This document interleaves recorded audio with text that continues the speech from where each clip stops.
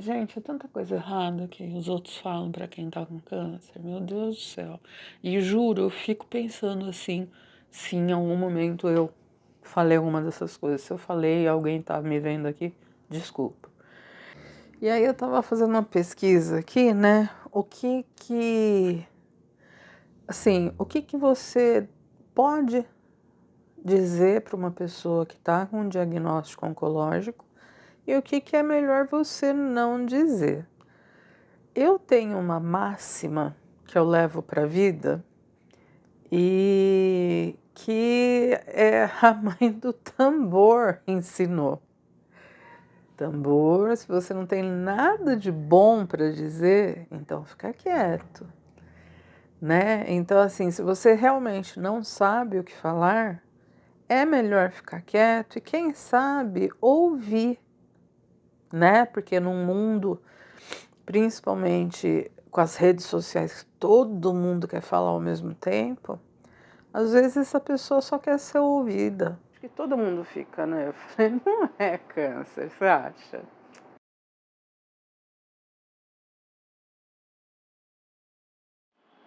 Olá, eu sou Célia Rios e você está na Rios Bem-Estar. Apresento a você o Vloncolog da Célia, um vlog sobre a minha vivência como paciente oncológica recentemente. A intenção desses vídeos é incentivar você a manter os seus exames em dia, principalmente nós, mulheres, e te incentivar também a dar um primeiro passo no autocuidado. Se está com dúvidas se você tem câncer ou não, achou um nódulo, descobriu uma manchinha, consulte logo um especialista. É melhor saber o diagnóstico logo e poder fazer alguma coisa por você mesmo do que deixar para depois e se arrepender do tempo perdido. A gente está em janeiro, hoje é 24 de janeiro, e assim, o tempo aqui em São Paulo tá maluco, em 2024. Não sei quando que você vai estar vendo esse vídeo. Mas assim, das coisas que você pode fazer quando tem alguém com câncer próximo a você, primeiro, acolhimento, sabe? Nem sempre a pessoa tá esperando ouvir da sua boca a verdade suprema, sabe? Às vezes a pessoa só tá querendo um puxa sincero, sabe? Ou muitas vezes, e aí entra as coisas que a gente não deve fazer nunca. As pessoas que responsabilizam o doente pela própria doença. Tem muita gente que vem. Eu acho que eles querem mostrar alguma autoridade. Eu não consigo entender. Mas eles vêm tipo assim, você não quis saber o diagnóstico, né? Você procrastinou. Hoje, a minha própria médica disse, nossa, como é bom você ver médico de verdade analisando os teus exames, né, os teus laudos, porque ela viu uma opção de coisa que eu jamais iria ver. E ela falou que o meu câncer a nível 3 é muito agressivo, mas que eu agi rápido e que ele não tinha tomado todo o meu útero ainda, todo o meu endométrio. Na hora que ela falou isso, eu acho que essa doutora não faz ideia do peso que ela tirou. Gente, nem os médicos diagnosticaram logo de cara. Então, assim, tem gente que fala muita besteira, sabe? Essas pessoas, a única coisa que eu aconselho, se afasta. Se afasta porque dali não vai vir coisa legal para você, para te dar um suporte. Mas, assim, as coisas que você pode fazer, né? Demonstrar empatia. Ah, Célia, eu tenho que mostrar que eu sei o que ela está passando. Dificilmente você vai saber. Eu posso ter um câncer igualzinho de uma outra pessoa e o meu sofrimento, né, ou a minha estrada, eu não gosto de falar a parte de sofrimento, mas a minha estrada ser completamente diferente da outra pessoa. Então, empatia é você dizer sinceramente que você lamenta, que você está triste porque aquilo está acontecendo com a pessoa, sabe? Que de alguma forma aquilo te entristece, né? É lógico que a gente não quer que os outros fiquem tristes, mas a gente sabe que é inevitável. Outra coisa, você, você ser sincero, sabe? Então, assim, teve uma vez que uma amiga minha perdeu a mãe, bem antes de mim. Eu perdi a minha mãe, eu tinha 21. E para mim foi um golpe tão grande que eu fiquei pensando, para mim perder a mãe dela foi um golpe tão grande para mim que eu fiquei pensando como que estava sendo para ela, porque para mim já estava horroroso. E assim, eu não consegui ser menos sincera quando eu cheguei para ela e falei: fulana, putz grila, hein, para não dizer outra coisa, e que grande, né? Porque naquela hora só aqueles palavrões conseguiriam expressar o que eu estava falando. Eu tinha muita intimidade também com essa amiga, né? Não vai fazer isso com quem você não... Mas às vezes tem pessoas que você pode chegar e falar: meu, que droga! Sabe, que porcaria que aconteceu isso? E assim, e tá tudo bem, por quê? Porque você tá sofrendo junto, né? Você se importa com o que tá acontecendo com a pessoa. Então, assim, se você não sabe o que falar, chega e fala: olha, eu não sei nem o que te falar, né? Mas eu só quero que você saiba que eu me importo muito com você. Ponto, você não tem que fazer discurso. Então, uma coisa que é interessante você fazer, seja solidário com essa pessoa que está nesse momento, né? Seja solidário. Você pode acompanhar ela em algum exame, se oferece, sabe? Você pode fazer companhia para ela em alguma noite, ou ir lá e você fazer um chá para ela, né?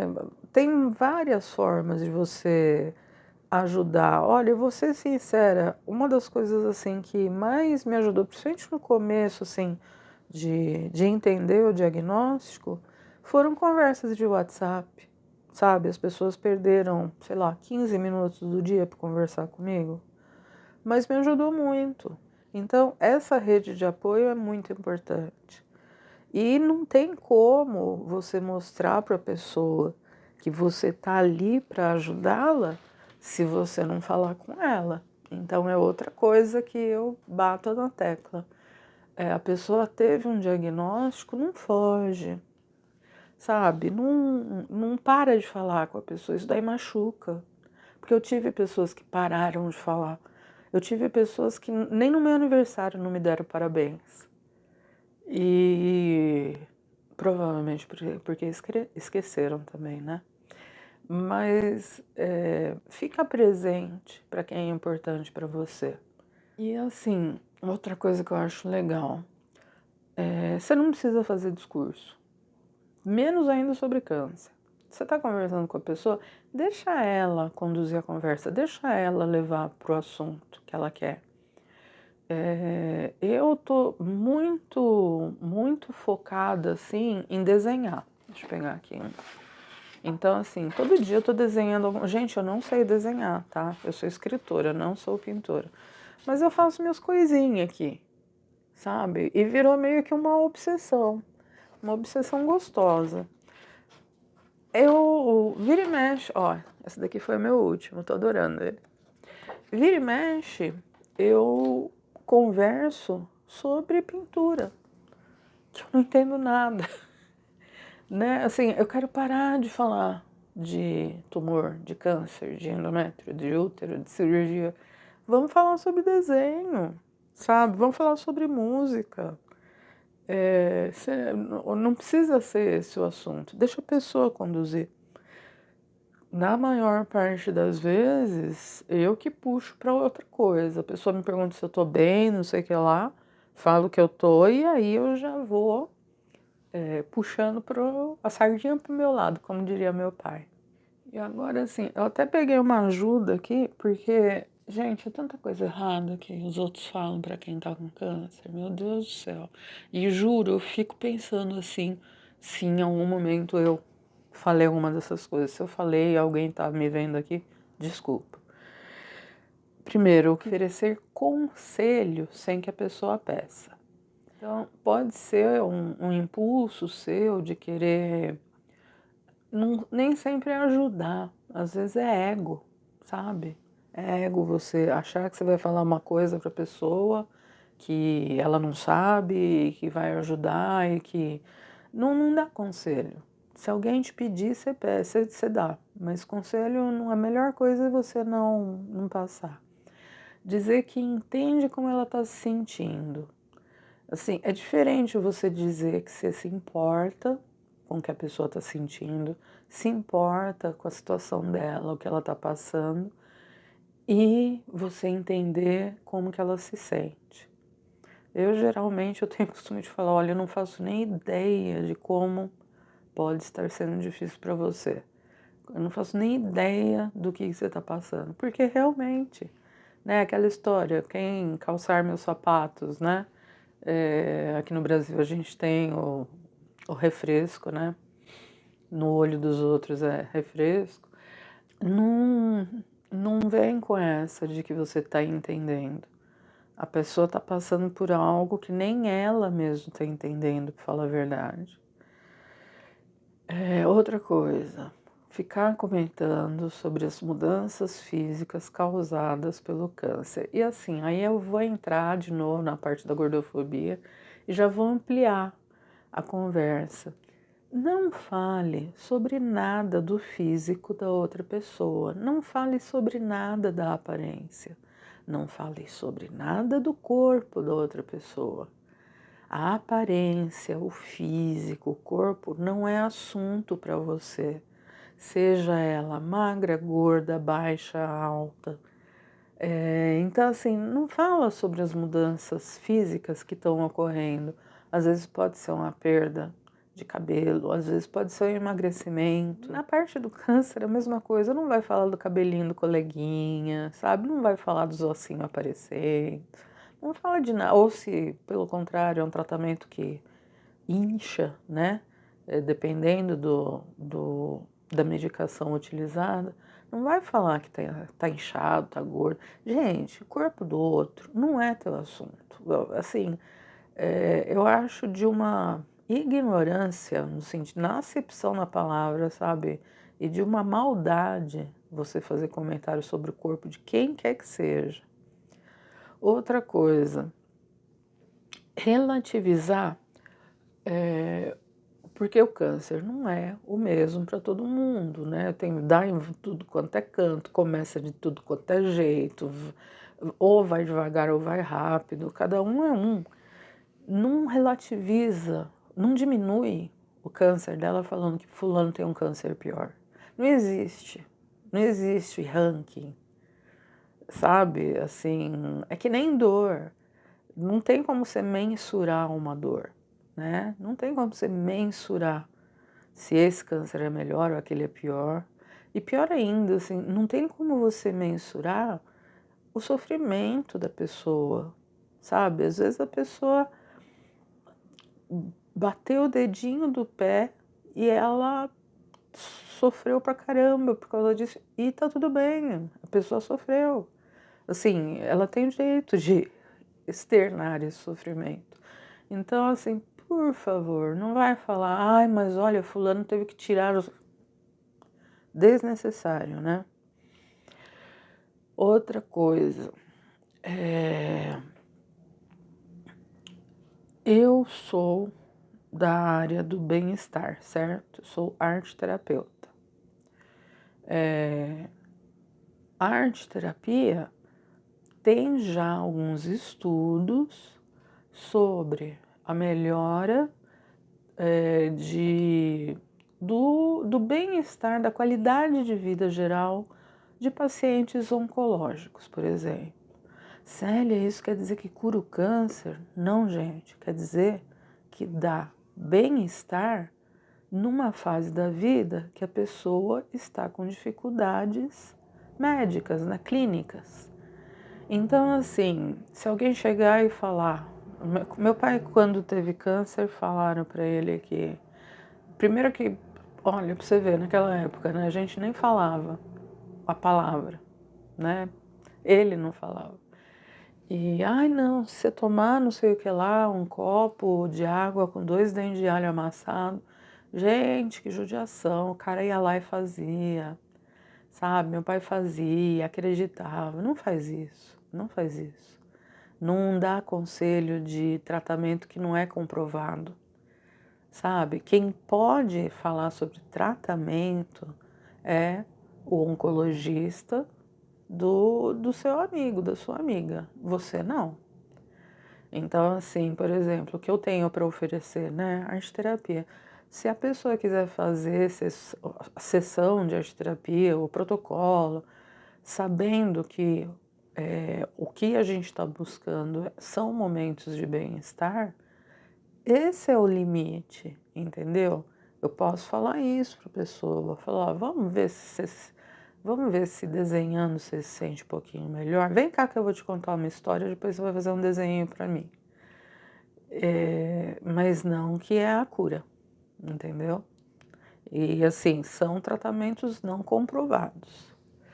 Outra coisa que eu falei lá atrás, você responsabilizar o doente pela patologia que ele tem. Então, dependendo do estilo de vida da pessoa, mas você tem câncer porque você fuma, porque você bebe, porque você come demais, porque você... Sabe, primeiro, quem é você para falar o porquê daquela pessoa ter câncer ou não? Se nem mesmo os médicos conseguem fechar uma certeza, sabe? Vem assim, carimbado no câncer. Eu vim do açúcar, eu vim do presunto, eu vim do cigarro. Não vem, são várias, como se diz, várias causas, né? Então, para de responsabilizar o doente pela patologia. Outra coisa, a não ser que seja uma pessoa muito próxima ou que ela se ofereça para falar, mas nunca pergunta qual é o prognóstico, sabe? Nunca chega e fala quanto tempo te deram. Eu já ouvi isso quando meu pai tá. Meu pai foi paliativo, assim que a gente descobriu, já era paliativo só. E veio gente perguntar quanto tempo que ia durar. Também não pergunta detalhes da doença e nem como que ela está se sentindo, a não ser que ela queira contar, ou que seja alguém íntimo, mas se você é íntimo, você não vai precisar perguntar. A pessoa vai chegar para você que nem eu reclamando todo dia, ai, tô com dor, tô com dor, tô com dor, tô com dor. Então assim, eu já chego falando pra pessoa, né, pros amigos, ai, acordei com dor, desculpa, acordei com dor hoje. Para os meus amigos, a gente tem um grupo. Eu falo, gente, eu tô tão cozinha hoje. Eu não tô legal, eu tô muito brava. Brava não, mas assim, quando eu tô com dor eu fico... quando eu não durmo, então, eu não sou um ser humano, entendeu? E assim, uma coisa que é muito comum a gente fazer, mas que não é legal fazer. Quando alguém vem te falar sobre o caso dela, você comparar o caso dela com outra pessoa que teve câncer. Aí eu faço uma ressalva, tá? Eu acho que não é legal mesmo, mas eu vou ser sincera. Quando você não tem intimidade com a doença, por exemplo, eu tinha intimidade com câncer terminal, que foi o que levou meu pai. Na hora que veio um diagnóstico para mim, eu entrei na ruazinha do câncer terminal, porque era a única referência que eu tinha.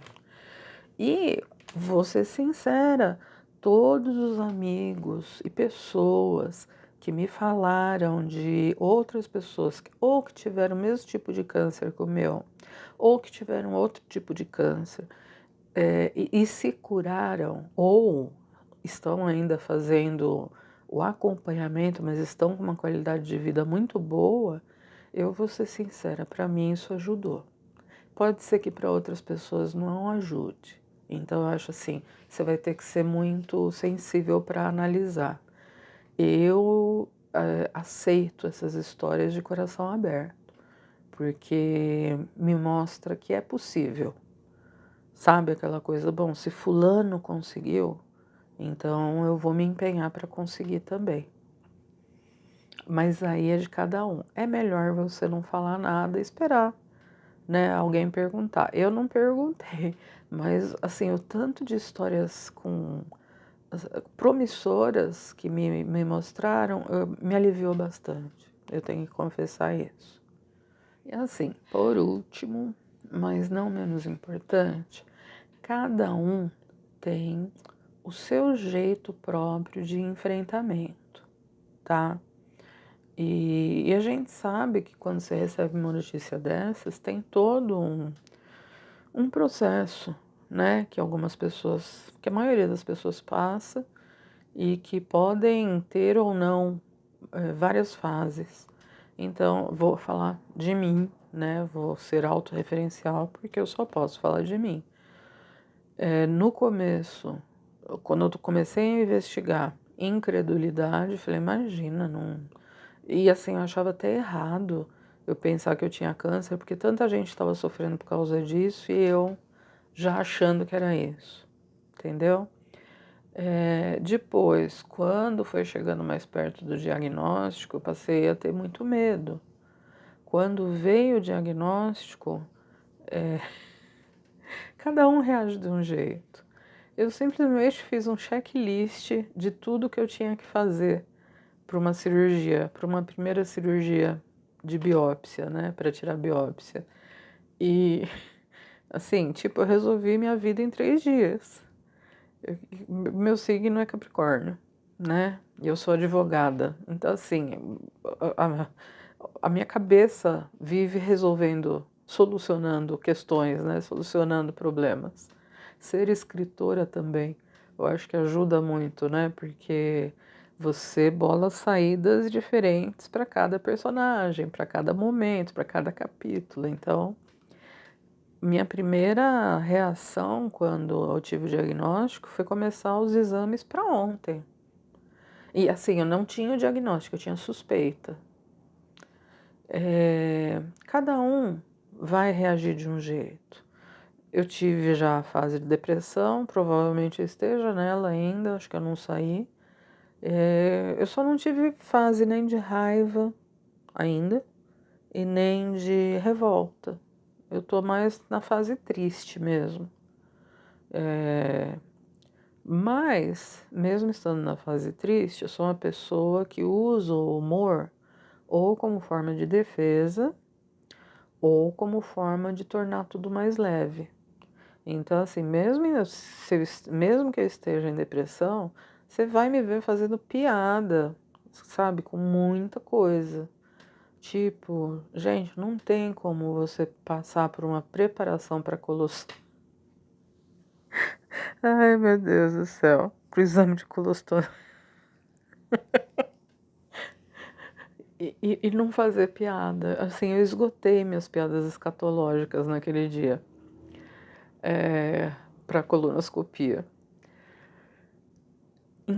Então, assim, algumas pessoas se chocam, sabe? Tipo, como assim a Célia tá rindo? Sabe, quem não me conhece, né? Quem conhece sabe que é a minha defesa. E assim, não é uma defesa de agressão, sabe? É uma defesa de aceitação mesmo. É assim, você achar tão absurda aquela situação, eu acho tão absurdo existir câncer, eu acho tão absurdo estar com a doença, que esse absurdo me leva para o lado do senso de humor, né? É tão absurdo que eu dou risada disso, porque é muito triste, porque é muito, entendeu? Cada pessoa vai ter. Uma outra coisa que eu acho interessante, não falar nem nesse momento, caminhão, nem nesse momento e nem quando alguém perde um ente querido, quando alguém está de luto, pelo amor de Deus, não usem a frase agora você vai ter que ser forte. Gente, não use isso. Nesses momentos ninguém é forte e ninguém tem que ser. E se a pessoa quiser reclamar, deixa ela reclamar. Ouve, acolhe, sabe? Eu acho que essas duas palavras, se as pessoas aprendessem o significado de ouvir e acolher apenas, mas não, sempre as pessoas querem dar, sabe, o pitaco, dar a sua versão, dar... Gente, não, fica quieto, melhor, sabe? Mãe do tambor. Se você não tem nada de bom para falar, fica quietinho. E na maioria das vezes, até quando você tem alguma coisa boa para falar, pensa duas vezes. Então, assim, cada um vai ter um tipo de reação, cabe a você acolher. Se a pessoa está desesperada, se a pessoa está em negação, outra pessoa está em negação, está pensando em... Você julga que ela está em negação, está pensando em outras coisas e você quer puxar ela para o assunto, você é bobo, sabe? Para que você vai fazer isso? O meu pai tinha muita consciência da situação que ele estava, mesmo sem falar a palavra câncer. E o prognóstico que os médicos deram era de 2 meses. O meu pai sobreviveu durante 8 meses com uma grande qualidade de vida. E, assim, a diversão dele era ler, era ouvir música, era se alimentar. Ele não estava sentindo mais gosto na comida, porque era no fígado, né? A história toda, 16 metástases. Mas, assim, eu ia chegar para ele e falar: ai, pai, para de ver televisão. Ele gostava de ver filme. Para de ver televisão, vamos pensar, nossa, né? O que vai acontecer? Sabe? Não, deixa a pessoa ter a fuga que ela precisa. Eu, muito antes desse diagnóstico, a minha fuga, primeiro, é dormir. Amo dormir, se alguém me acorda, eu fico muito brava. Não acordem quem está doente, quem está dormindo. Se a pessoa está com uma gripe, ela está dormindo, deixa ela dormir. Na minha casa, ninguém me deixava dormir. Minha mãe, meu pai, meu irmão, até o gato. Mas assim, primeira coisa, eu fujo dormindo. Segunda coisa, eu mergulho ou em série ou em livro. Mas o livro ainda me deixa espaço para pensar, sabia? Assim, às vezes eu dou umas paradas e aí parece que o pensamento volta. Série, aquilo é tudo, e filme, né? O audiovisual, eu acho que me rouba mais da realidade. Então, assim, não raro eu maratonar alguma coisa. E ultimamente, meus desenhos, que estão me ajudando, assim, muito, muito, muito, muito. Estão me falando um pouquinho de mim. Essa daqui seria a árvore da vida, depois eu enxerguei outra coisa nela. É, é o senso de humor, entendeu? Isso daqui é a Neurographic Art, que eu achei interessantíssimo, parece mesmo as conexões neurológicas. Aqui eu elaborei a ausência do meu útero, por isso que ele tá em branquinho. E assim, alguém vê e fala que é chocante, né? Pode achar, ai, nossa, gente, é o jeito que eu tô expressando, sabe? E ninguém tem nada a ver com isso. Isso que eu tô falando, deixa a pessoa elaborar do jeito que ela quiser. Aqui também é meu útero, ali no meio. E essa daqui foi o protótipo de uma árvore também, né? Aqui as sementinhas, árvore do bem viver, eu batizei. Tinha até esquecido desse desenho. Cada um elabora do jeito que consegue, não é nem que quer, porque eu vou falar, gente, assim, não. Eu bati. Eu bati no celular. Não é fácil, tá? Não é fácil. Eu acho que era isso que eu ia falar por hoje. Tá me fazendo tão bem gravar isso. Eu não sei nem se alguém vai ouvir ou ver. Mas só de falar tá me fazendo muito bem mesmo. Não deixe para depois. Consulte com um especialista. Espero que este vídeo possa ter te ajudado em algum ponto.